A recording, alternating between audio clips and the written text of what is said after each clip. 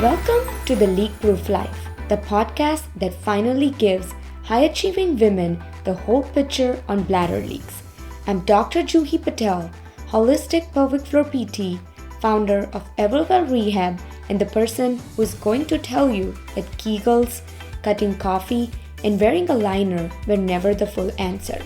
Around here, we ditch the generic advice and go way beyond exercises. We get to the real reasons your bladder is running your life, your nervous system, your stress, your gut, your hormones, your habits, the whole picture finally. This is the show for women who has it together in every area of her life except this one. The one who hasn't told anyone. The one who is exhausted from managing around it and ready to actually fix it. Common doesn't mean normal, and normal doesn't mean permanent. This is your sign to stop managing and start fixing. Let's go. Today we are going through 5 everyday habits that are quietly keeping you stuck. What they are, why they are a problem, and what to do instead. Let's get into it. Before we jump into the list, there is something important I want to say. Most women dealing with bladder leaks have been managing it all alone for a very long time. Research shows the average woman waits about 6 years before even mentioning it to a doctor. 6 years of quietly figuring out herself. And she's smart, she's resourceful, she's a problem solver, so she comes up with strategies, little ways to manage it, ways to stay in control. The problem is without understanding how the bladder works, some of those strategies accidentally reinforces the problem. So she ends up thinking, I have tried everything, when she really just tried was a set of totally understandable habits that were quietly working against her. And that's not failure. That's just missing the right information and what to do and how to fix it. So today, we are fixing that. We are totally changing that. 5 habits, real talk. Let's go. Habit number 1, the just in case P. The one I talked about every single day with clients. This is so common. The just in case P, you know exactly what this is. You're about to leave the house, so you go, even though you went 30 minutes ago. Just in case. You walk past a bathroom at the office, you pop in. Just in case. Every break, at every airport, every restaurant, every meeting gap, wherever you get the chance, you use the bathroom. Not because you're desperate. Just in case. And I get it. When you have been caught off guard, before it feels smart to stay ahead of it, but here is what's actually happening. Your bladder is a muscle, and the muscle adapts to how they are used. When you empty it before it's actually full again and again, your bladder learns that this smaller amount is what full feels like. So it sends the signal sooner. Your capacity to hold shrinks. You go sooner, your capacity shrinks again. The more you go, the more you train your brain and your bladder like that, and the urgency comes even sooner. It becomes a whole cycle. And the more you do it, the more pattern you create, and the worse it gets. A healthy bladder, you should comfortably be able to go every 3 to 4 hours between bathroom visits. If you're going every hour or constantly going just in case, this habit is very likely part of the reason. The solution for that is bladder retraining, gradually extending the time between bathroom visits so your bladder relearns how to hold more. And yes, it works. It's all about how you retrain it again. You have to break that pattern. Habit number 2, running when the urge hits. We all know that we try to rush when we have that urge to pee. The urge hits, and what do? You run because it feels urgent. It feels like an emergency. But here is what most people don't realize. That urge is usually just a muscle working overactive phase. A wave, like most waves, it peaks and then it passes, usually within 60 to 90 seconds. When you panic and sprint to the bathroom, two things happen. First, running and rushing actually increases your urgency. Second, every time you respond like it's an emergency, your brain learns that and it thinks that this urge is equals crisis. So it feels like, oh, that's how it gets trained, and that panic response becomes automatic. Your brain just responds that way. So what I teach my clients instead is something called the urge suppression. In that, when the urge hits, instead of running, just wait. Don't rush. Stay still. Try to distract yourself. Then do 3 to 5 quick pelvic floor squeezes. This sends a signal back to your bladder that says, not yet. Then take a slow breath.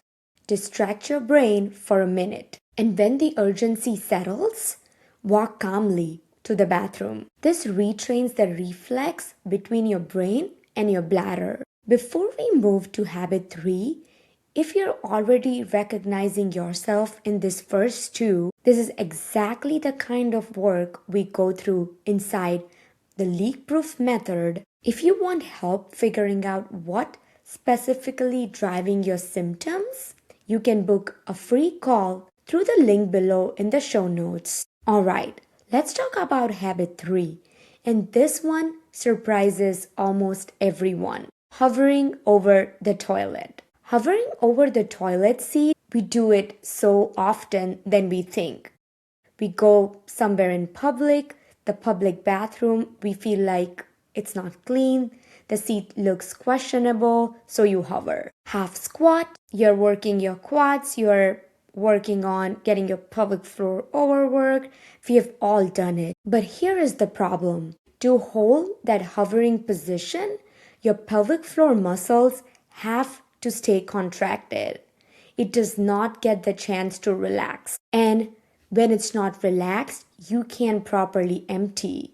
So your pelvic floor needs to relax to pee properly.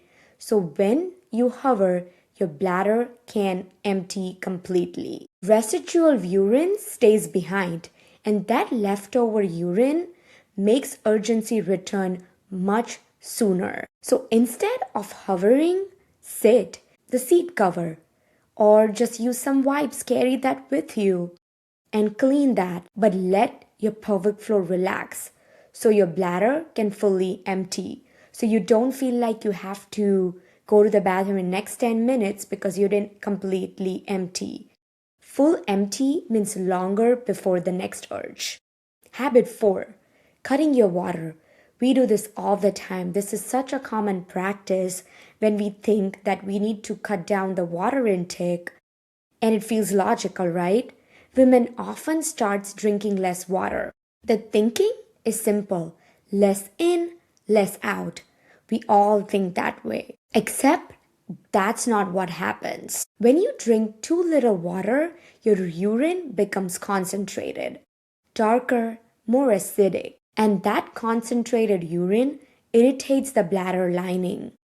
And that irritation sends more urgency signals. So instead of helping it, you made it more worse. So drinking less water actually increases urgency. So instead of cutting water, I would say spread it out throughout the day. If you're scared, front load your day. Drink most of it earlier in the day, morning, afternoon, and then by evening, start tapering down in the evening. This is such a useful practice. This supports your bladder without overwhelming it. And I've seen so many clients make this mistake but have helped them completely by changing it. Number 5, ignoring your bowel. Habit number 5 is the one people expect the least. Ignoring your poop. Your bladder and your bowel sit right next to each other. They share the same pelvic floor. When you are constipated, what happens is a full bowel presses directly against your bladder. That pressure reduces bladder capacity. So it starts feeling like it's already full, But that's not because of the bladder itself, but because of the bowel, which means urgency shows up sooner. And the straining that comes with constipation puts downward pressure on the pelvic floor. Over time, that weakens the support for your bladder. So if your urgency is worse when you haven't had a good bowel movement, that's not coincidence, it's directly connected. Supporting a healthy bowel habits is actually part of improving good bladder control. So let's zoom out for a second. Because I just told you that 5 things you might be doing to cope are actually reinforcing the problem. And that can feel frustrating. I know we think that these are the things that should not be affecting our bladder, but here is the important part. Your bladder is trainable. You can train it in the right way. Break that pattern, and it's not broken, it's not stuck. The habits you have built have trained it to behave a certain way, and new habits can train it differently. That's not theory. You can actually do the change, and it's something I see change every week with clients. We focus on this first before we jump into any kind of exercise because this is the foundation. We need to create the predictability for your bladder. Habit 1, the just in case pee. Habit 2, running the second you feel urgency.